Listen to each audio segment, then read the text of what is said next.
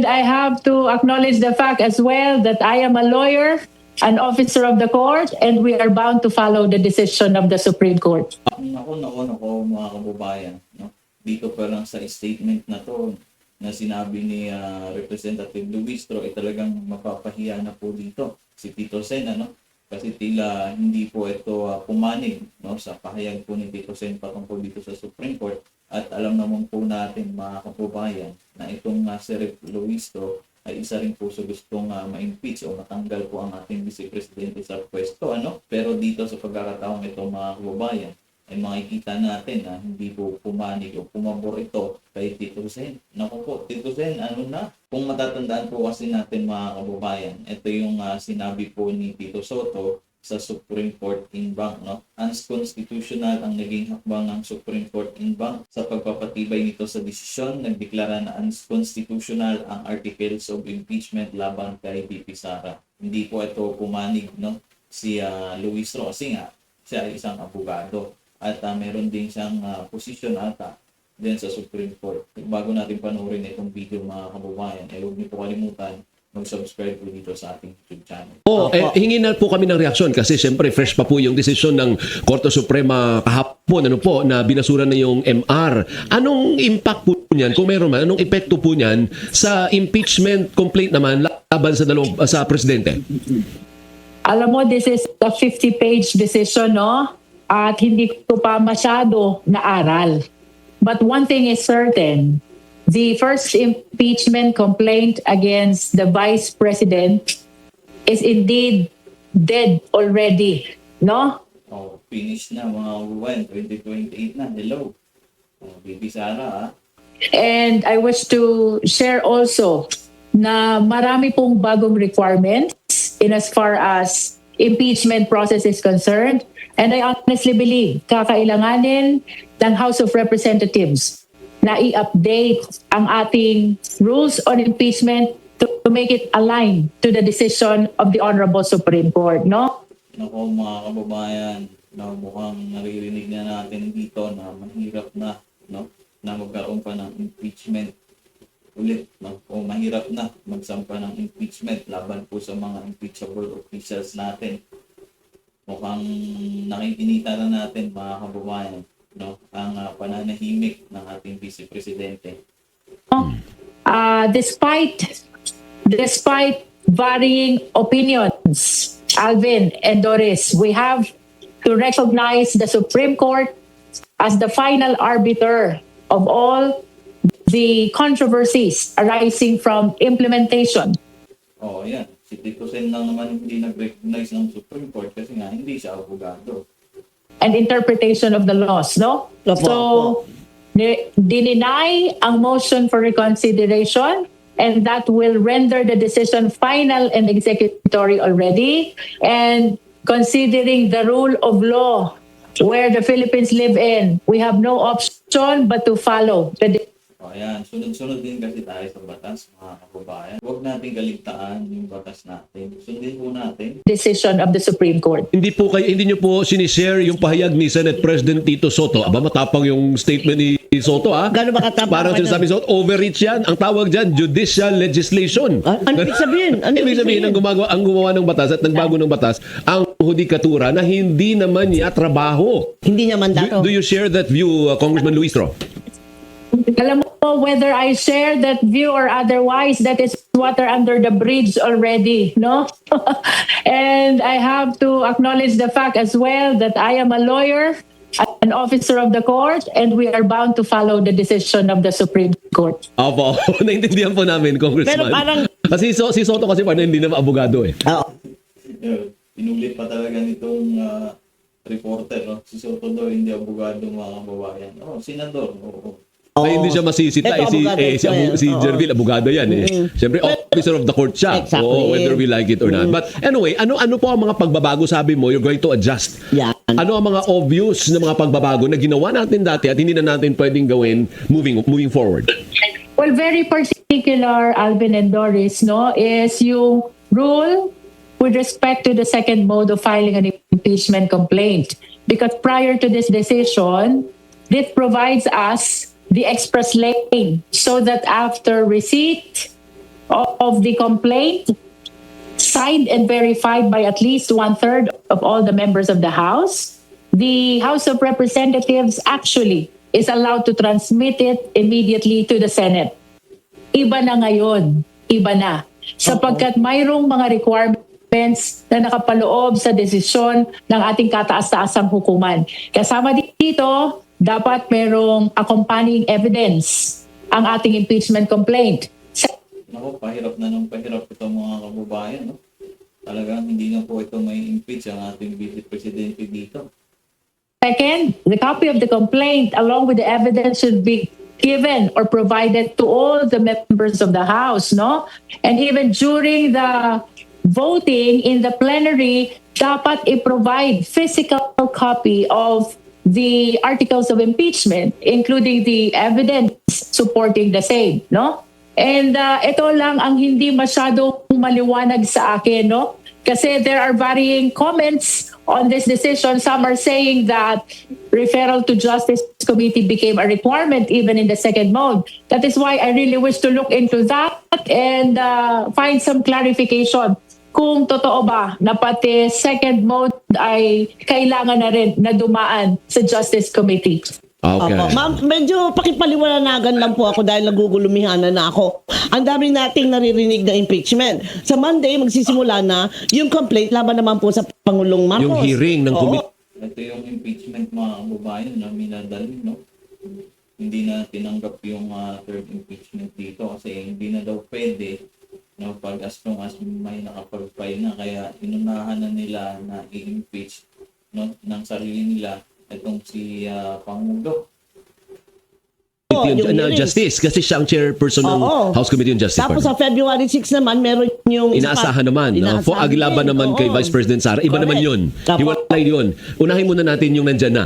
Kasi doon Kay pa lang may Pangulo. jurisdiction si Jervil, di ba? Yan. Yung sa kay Presidente. Apo. Anong expectation sa Monday, Kong? Well, February 2, we will be having the initial hearing with regards to the 2 impeachment complaint against the President, no? At kung anong mangyayari during our initial hearing, of course, there will be sponsorship speeches, endorsement speeches galing sa mga House member na nag-endorse ng mga impeachment complaint na ito. For example, itong kay Attorney De Jesus, it was sponsored by Congressman Nisay. And itong sa Makabayan Block, it was sponsored by Congressman Tino, Elago, and Co. No? So we Kaya ayaw rin naman nila na matanggal yung ating Pangulo mga kababayan kasi papalit, hindi Sara, lalo silang manalagot, di ba? will be asking them to deliver their sponsorship or endorsement speech in support of the impeachment complaint, no? After that, we will be sharing to them and reading to them our ground rules. That is before we start actually the proceeding, no? And after that, we will be proceeding to the determination of sufficiency in form. At kung kaya pa, didiretso po tayo sa determination ng sufficiency in substance. So ganun lang siya kasimple. Akala ko series of hearings yun. Di ba hihingan, batay sa bagong desisyon ng Korte Suprema, kailangan ba meron tayong parang may ebidensya ka naman, hindi naman pwedeng laway lang yung kapital mo. Kailangan meron ka namang parang Ipipresenta. hindi naman ipipresenta partner. Oo. Kundi meron ka namang parang may ebidensya ka naman kasi ang hearing niyan Senado eh. Hindi naman yan Kamara eh. Anong hihingin ninyo sa dalawang nag-file Congresswoman based on the Supreme Court decision? I wish to believe that the Supreme Court decision is applicable with respect to the second mode of filing an impeachment complaint. Ito yung suportado ng at least 1/3 of all the members of the House, no? Iba itong impeachment complaint against the President because this was filed under the first mode kung saan ang complainant natin ay private individuals endorsed by House members, no? I wish to believe na walang nabago dun sa rules with respect to the first mode. At ang nagkaroon ng substantial changes to be specific additional requirements pertains to the second mode of filing an impeachment complaint. No?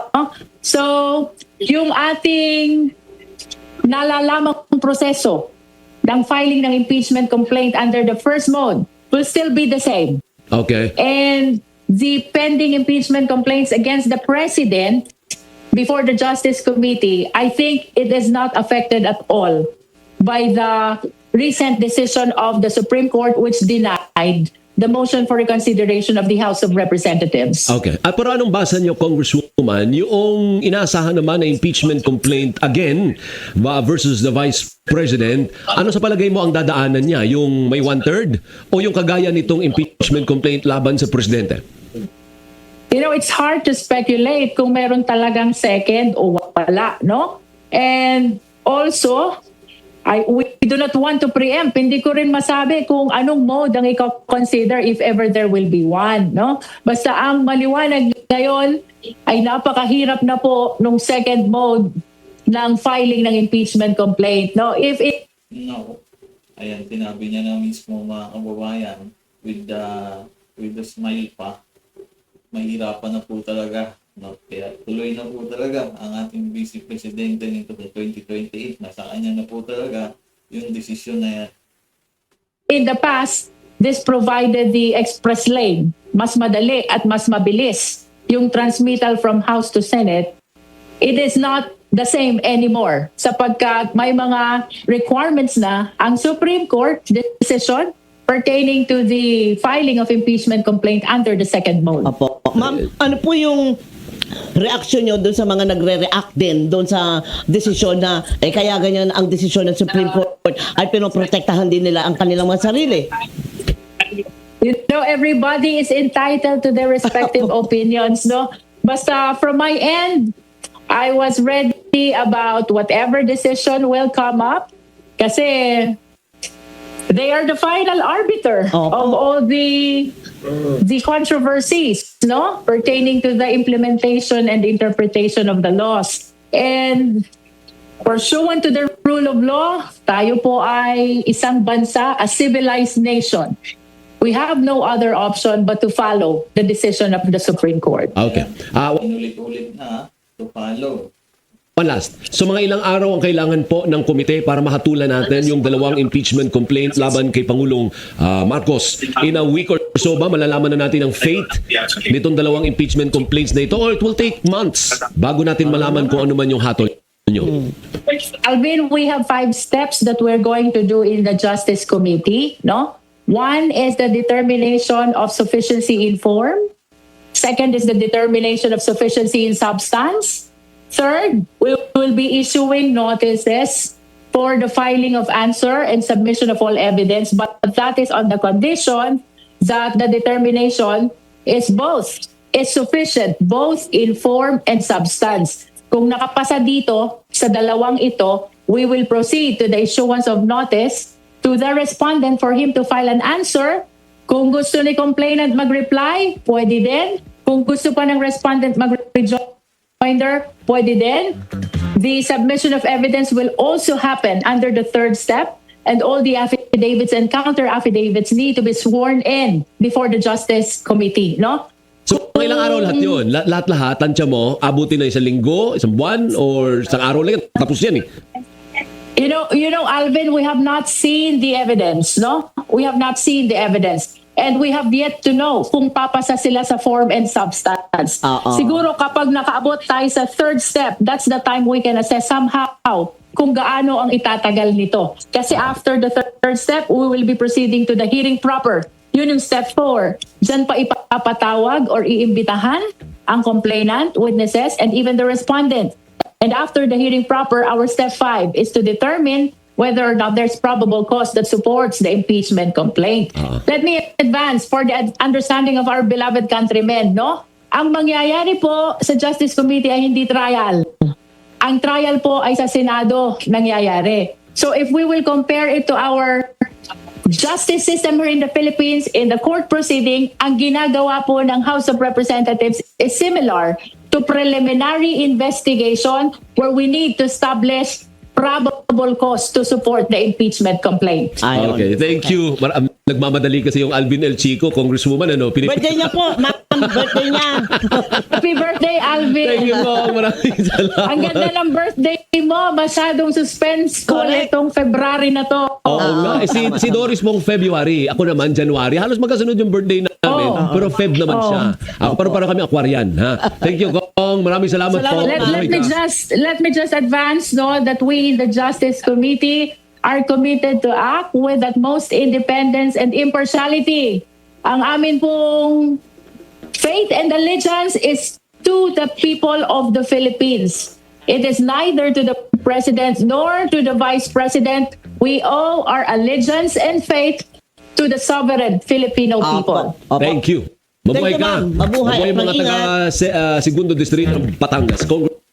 So ayan mga kababayan, narinig na po natin itong si Second Representative, no, ng Batangas, si Rep. Luistro, talagang hindi po siya pumanig, no, doon sa sinabi po nitong Senate President natin na si Tito Soto. Ayan, kung may opinion kayo, i-comment nyo lang po din sa baba.